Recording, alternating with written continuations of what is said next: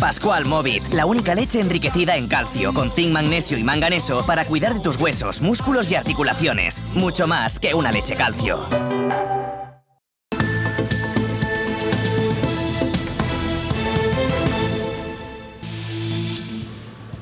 Esta de Salamanca es una de las 200 granjas de aves que todavía permanecen bajo restricciones en la comunidad pese al levantamiento reciente de esta medida en todo el país. El fin era evitar la propagación de la gripe aviar. Hoy van a conocer qué opinan sobre esto. Hola, ¿qué tal? Y desde ayer por la tarde el frío ha vuelto con fuerza a la comunidad. Durante unos días vamos a dejar el calor atrás que hemos tenido hasta hace bien poco. Andrea Cueva. El frío regresa a Castilla y León, las temperaturas caen en picado tras el calor del viernes con 27 grados de máxima en algunos puntos y la inestabilidad continuará en los próximos días. También este domingo nos centramos en las bajas laborales que llevan ya 8 años consecutivos aumentando. En 2025 las incapacidades temporales alcanzaron cifras récord y esto preocupa a las empresas. Estamos hablando de en torno a 1.500 millones de euros al año. Está siendo un problema que no se quiere reconocer. Y después de la aprobación de la reducción de la jornada laboral para los funcionarios, más de 11.000 empleados públicos se van a beneficiar aquí, en la comunidad. Van a pasar de trabajar 37 horas y media a 35 semanales. Enseguida lo vemos. Son más de 300 hórreos los que tiene la provincia leonesa y ahora ya están declarados bien patrimonial inmaterial. Y en los últimos días seguro que habrán escuchado el revuelo que se ha generado en torno al artista Pablo Picasso por el posible traslado del Guernica a Bilbao. Pues hoy van a conocer qué lazos unen al malagueño con un pequeño pueblo soriano.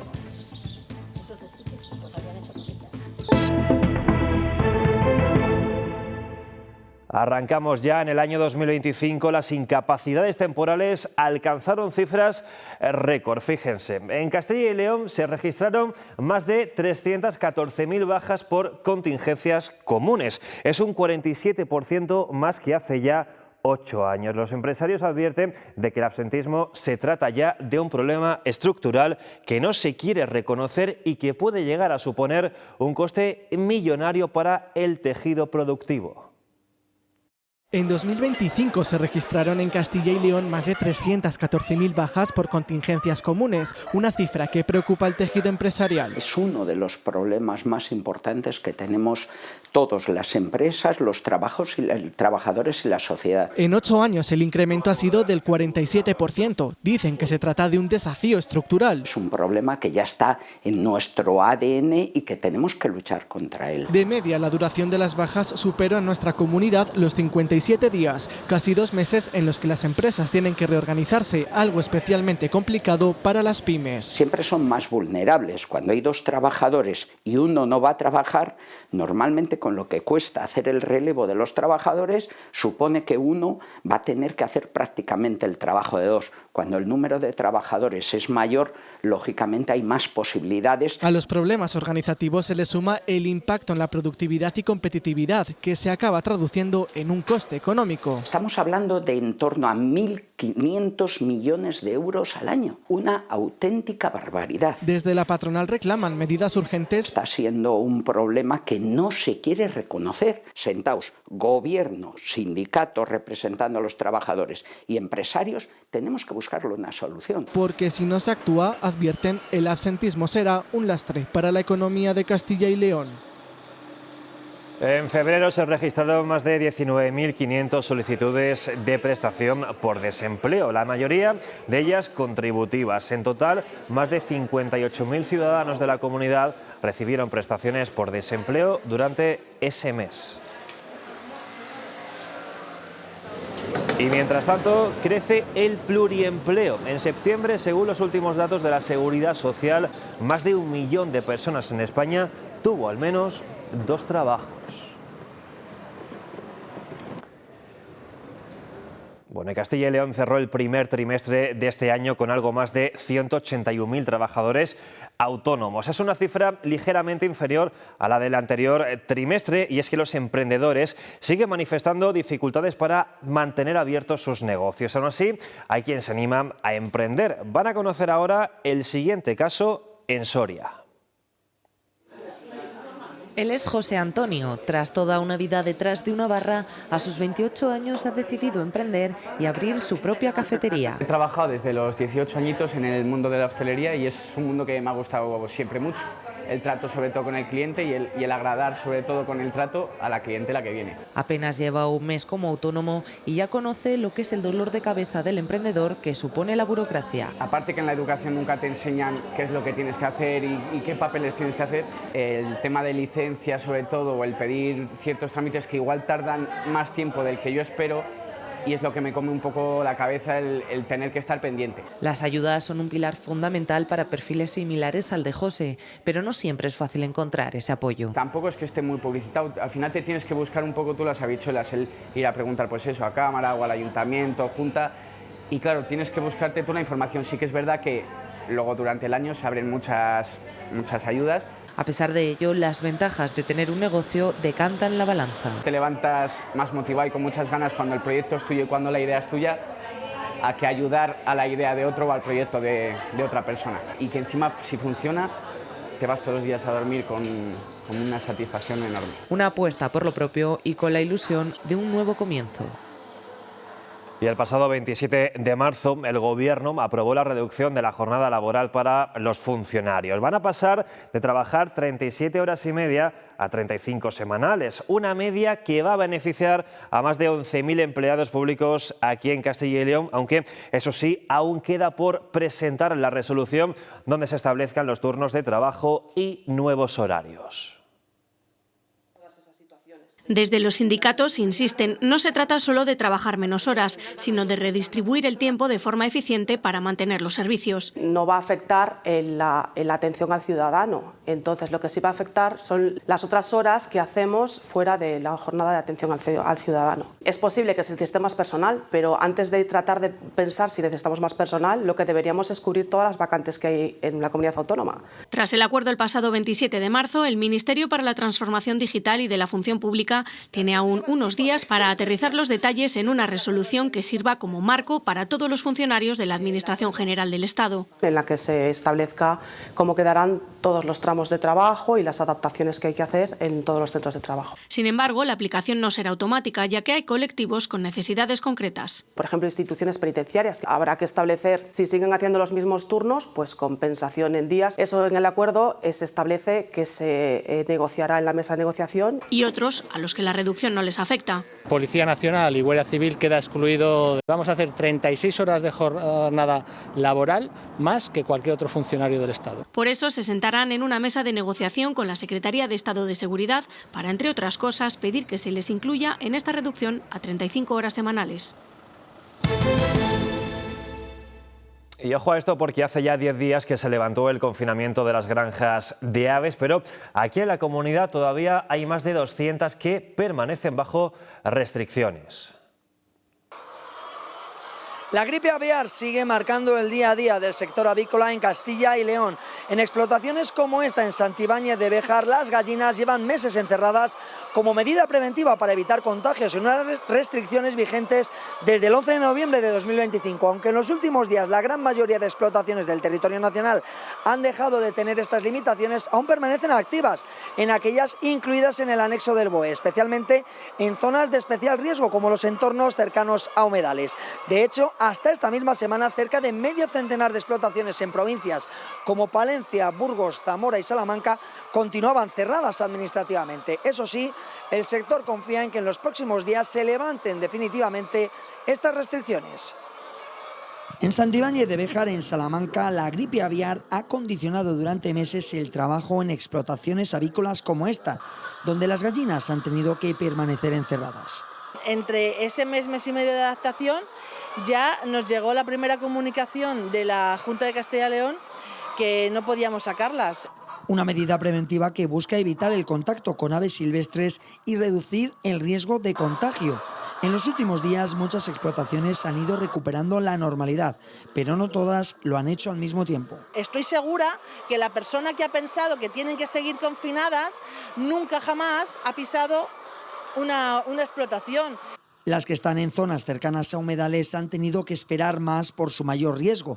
En Castilla y León, varias explotaciones han mantenido estas restricciones hasta esta misma semana. Ahora ya pudiendo abrir pronto, que esperemos que sea pronto y que se pueda solventar este problema lo antes posible, yo creo que las administraciones lo que deberían de hacer es buscar soluciones factibles, no cerrarnos.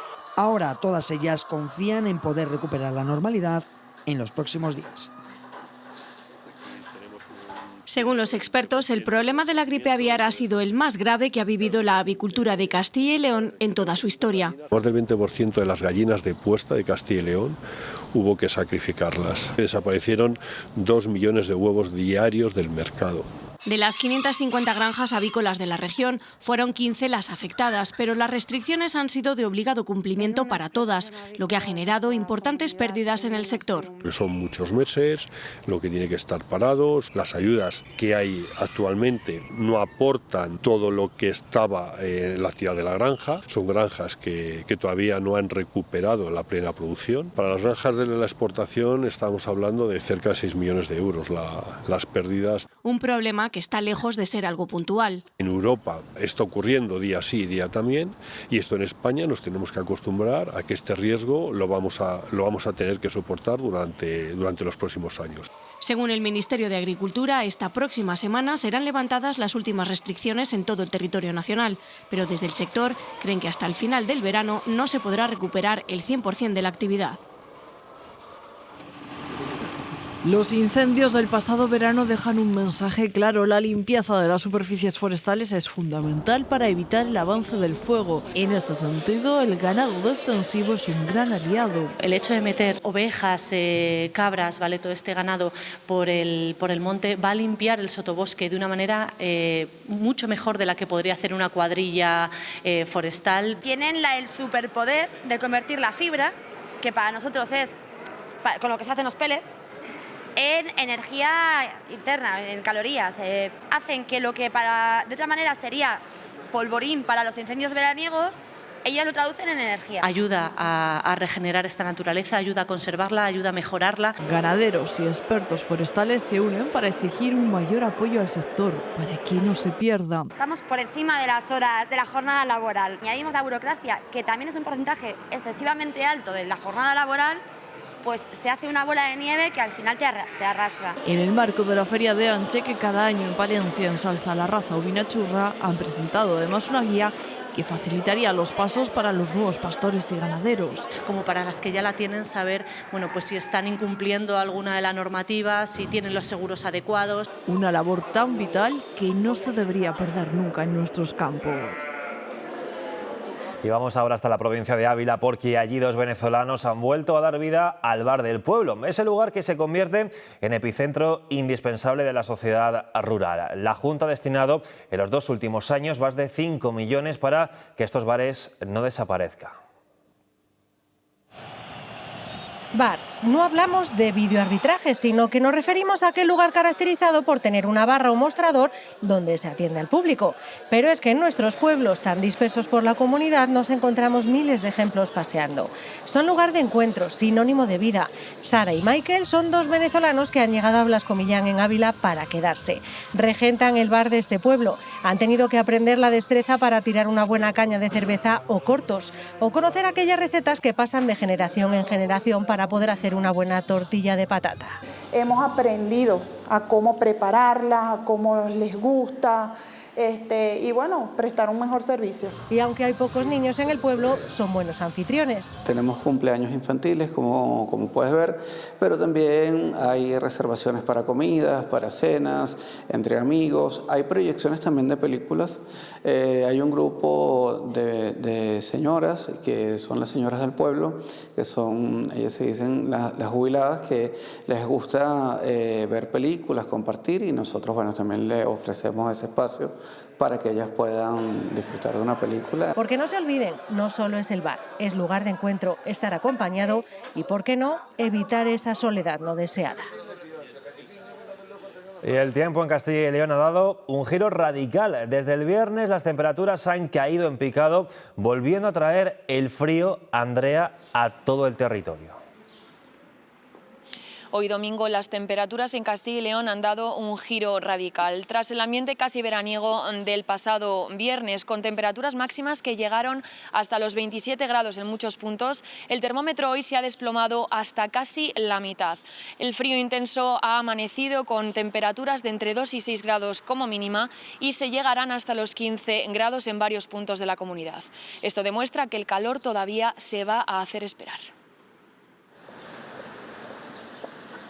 Después de varios días con temperaturas más primaverales, el tiempo ha dado un giro radical este fin de semana. En apenas 48 horas hemos pasado a valores que han sorprendido y mucho a los vecinos. Ahora cambia mucho y tenemos un otoño primaveral, un invierno otoñal y una primavera, una mezcla entre todos, o sea que hay que amoldarse. El viernes los termómetros se disparaban en la mayor parte de la comunidad, incluso llegando en algunos puntos como Zamora, Valladolid o León a temperaturas que rondaron los 27 grados en algunas horas de la tarde, dejando un ambiente casi veraniego. Ha habido mucho calor el viernes y el jueves también, sudas un poco, te crees que ha cambiado el tiempo, te liberas un poco de la ropa. Pero el sábado ya comenzaba el cambio. Las temperaturas bajaban notablemente, moviéndose entre los 21 grados de máxima y los 9 de mínima. Y hoy domingo el descenso aún ha sido más acusado. Y de repente bajan desplomadas y te quedas frío helado y bueno, pues mira, tengo catarro de nariz y de pecho. Mientras tanto, los castellano-leoneses intentan adaptarse a un tiempo que cada vez es más imprevisible. Y claro, pues unos días 30 grados, otros días 14 o 10... Pues ahora con catarro, claro. Entonces espero que cambie pronto para bien. Y parece que esta inestabilidad continuará en los próximos días, así que tocará seguir pendientes del cielo y del termómetro. Después de casi 24 horas de conversaciones, Estados Unidos e Irán no llegan a un acuerdo. Teherán acusa a Washington de demasiadas exigencias y dicen que no van a reabrir el tráfico del estrecho de Hormuz hasta alcanzar un acuerdo razonable. El vicepresidente estadounidense critica la falta de garantías de que Irán no renunciará a desarrollar armamento nuclear y todo esto deja en un limbo el final del conflicto. Y un turismo ha ardido esta madrugada en Santa Elena de Jamuz, en León. El incendio se ha producido en la carretera comarcal que llegaba a esta localidad. Hasta allí se desplazaron los bomberos para sofocar el fuego. No hubo ningún herido.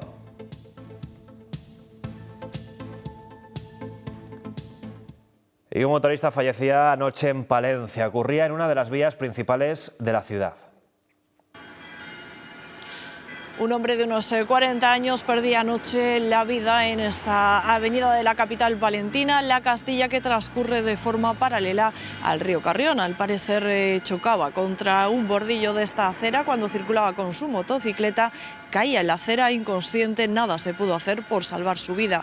Con estas son 4 las víctimas en las vías palentinas, lo que llevamos de año, 3 más que el año anterior, que 2025 a estas alturas.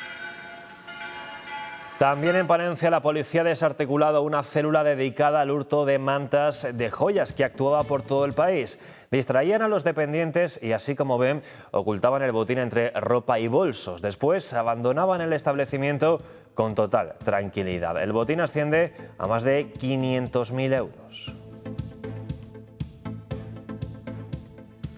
Se trataba de un grupo organizado de origen italiano que actuaba en campañas de pocos días, desplazándose continuamente y adaptando numerosas medidas de seguridad para no dejar rastro. Y centenares de objetos se pierden por la calle o establecimientos y muchos van a parar a dependencias policiales. Es el caso de la comisaría de Ponferrada, donde se custodian, gestionan y se facilita la devolución de lo extraviado. Cascos de motocicleta, maletas con ropa, botas recién compradas o patines, gafas, pero sobre todo... Lo que más se pierde es carteras, móviles y llaves. Aquilino Borraz, intendente de la Policía Municipal de Ponferrada, afirma que los objetos son entregados a los agentes en la vía pública o acercados por la población a la comisaría, donde se agolpa también la documentación extraviada, que es lo que más se intenta recuperar. Cuando una persona pierde la documentación o pierde algo, va a denunciar. Sobre todo si es documentación, va a denunciar. Y desde comisaría pues ya le dicen, compruebe a ver si en policía local o en Guardia Civil se lo han recuperado. 2 años es el tiempo de custodia de todos estos objetos. Legalmente son 2 años lo que hay que mantenerlo. Durante 2 años tenemos que custodiarlo y a partir de ahí pues bueno, se destruye o se entrega a asociaciones sin ánimo de lucro si sirve para algo. Pero también se pierde dinero que, si no es reclamado en ese tiempo o no es posible acreditar la propiedad, es devuelto a la persona que lo encontró. Hace un par de meses entregamos 1.090 euros. Una persona que los encontró, los entregó aquí, pasaron 2 años y ahora estamos en trámite de devolver 690 euros. Hay importantes objetos acumulados, a pesar de 416 devoluciones en 2025 y otras 106 en los 3 primeros meses del año. Es algo que nos extraña, la cantidad de objetos que quedan sin devolver. Objetos que la comisaría siempre intenta ordenar para cumplir con su devolución, si al final es posible. En Bezoya, después de toda una vida de mineralización muy débil para vivir muy fuerte, sabemos que somos muy de cantar hasta debajo del agua. Y de coger esta botella que está llena de muchas vidas y bebérnosla de un trago una y otra vez. Y si tú también eres muy de esto, es que eres muy de Bezoya. Agua de mineralización muy débil para vivir muy fuerte. Los hórreos del norte de la península ya cuentan con el máximo reconocimiento cultural del Estado. Se acaba de aprobar su declaración como manifestación representativa del patrimonio cultural inmaterial. En la provincia de León hay un número importante, van a ver de ellos. León cuenta con más de 300 hórreos. Estas estructuras tradicionales que servían para guardar la cosecha han dibujado el paisaje de muchos de estos pueblos de la provincia leonesa. Ahora, con la declaración de Patrimonio Cultural Inmaterial, no solo se valora su arquitectura tradicional, sino que también se pone en valor su legado cultural y social. Estas construcciones, diseñadas para proteger las cosechas de la humedad y los animales, representan hoy mucho más. Concentran saberes, oficios, tradiciones y formas de vida. De ahí la importancia de este nombramiento. Esta declaración viene a institucionalizar algo que ya la sociedad reconocía, que es su gran valor y la necesidad que tenemos de conservarlos. El Ministerio de Cultura subraya que este reconocimiento busca garantizar la conservación de este patrimonio inmaterial, es decir, todo lo que se generaba alrededor de un hórreo. Desde los oficios relacionados con él, las costumbres que había en los pueblos, no dejaba de ser un poco el centro de alguna forma espiritual de la zona, donde se hacían determinadas actividades, desde filandones o hilas que llamamos por aquí. Tras este logro se abre ahora una nueva etapa centrada en su protección, difusión y puesta en valor. Tiene una función didáctica clara porque hablan de nuestro pasado, también los hórreos ahora mismo se visitan, es un elemento más dentro de nuestro patrimonio turístico provincial, y luego las familias que todavía los poseen pues los usan de almacén, algunos todavía usan los hórreos para conservar los alimentos. Una declaración que abre la puerta a proteger no solo la madera y piedra, sino también la identidad y la memoria colectiva de todo un territorio. Y viajamos ahora hasta plena Ribera del Duero, porque la iglesia de Santa María de Gumiel de Izam se ha convertido en uno de los enclaves más visitados de la provincia tras una publicación que la comparó con la famosa Petra de Jordania. Ahora el municipio quiere musealizar su interior. La mayoría de quienes visitan esta Petra española se quedan solo con la imagen de su imponente fachada. Para animar a los visitantes a conocer sus capillas, retablos y su rico patrimonio interior, Gumiel de Izam apostará por musealizar esta iglesia de Santa María con una inversión cercana a los 170.000 euros. El objetivo, duplicar el número de visitantes y mejorar su experiencia, poniendo en valor también su interior. En 2024 esta iglesia de Santa María se hizo famosa. Desde entonces la comparan con la Petra de Jordania. Es lo mejor que tenemos con diferencia. Por fuera es muy buena, tiene una fachada genial que no hay que mencionarla ni comentarla porque a la vista está, pero por dentro tenemos un gran valor. Precisamente ese interior es el que se pondrá en valor con un proyecto de musealización impulsado por el Ayuntamiento de Gumiel de Izam junto a Ars Burgensis y Edades del Hombre. Que quien se acerca vea que realmente vale la pena entrar y ver todo lo que tenemos con una exposición bien hecha. Con una inversión cercana a los 170.000 euros, el proyecto incluye la catalogación de los bienes, mejoras en la señalética, iluminación y sonido del templo y crea un recorrido temático que organiza y realza las obras. Que no sea todo iglesia. Se pondrá en valor así el altar mayor, de tal relevancia que 4 de sus relieves forman parte de la actual edición de las Edades del Hombre, o esta capilla del Rosario, donde se guardan varios capiteles del desaparecido monasterio de San Pedro de Umiel. Que den seguridad también a quien lo visita. También se mejorará la accesibilidad y se añadirán elementos digitales, todo para enriquecer una visita que hacen unas 14.000 personas al año. Vamos a doblar en visitantes. La Diputación de Burgos financiará el 70% de este ambicioso proyecto, el 30% restante lo asumirá el propio ayuntamiento. Y el artista Pablo Picasso está de actualidad estos días por la petición del gobierno vasco de trasladar el cuadro del Guernica a Bilbao, pero hoy nos centramos en descubrir los orígenes del pintor malagueño en un pequeño pueblo de Soria.